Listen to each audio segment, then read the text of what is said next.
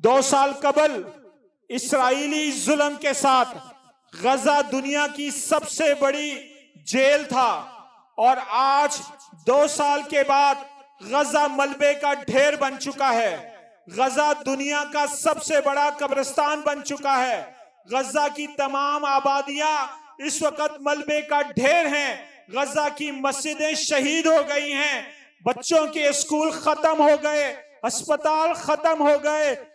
اسرائیل نے 84,000 ٹن سے زیادہ بارود غزہ پر برسایا اور غزہ کو ملبے کا ڈھیر بنا دیا۔ اس وقت وہاں پر اسرائیلی ظلم کے علاوہ ڈاکہ بندی کی گئی، اور وہاں پر بچوں اور عورتوں کے لیے کھانے پینے کی جو سہولیات تھی ان کو ختم کر دیا گیا۔ وہاں پر طبی سہولیات ختم کر دی گئی۔ اس وقت وہاں پر شہادتوں کا تسلسل جاری ہے۔ اب اگر کوئی بارود سے بچ گیا تو وہ بھوک کے ساتھ مر رہا ہے۔ اگر کسی کو کھانے کو کچھ مل گیا، ادویات نہ ملنے کی وجہ سے وہ مر رہا ہے، اور پوری دنیا خاموش تماشائی ہے۔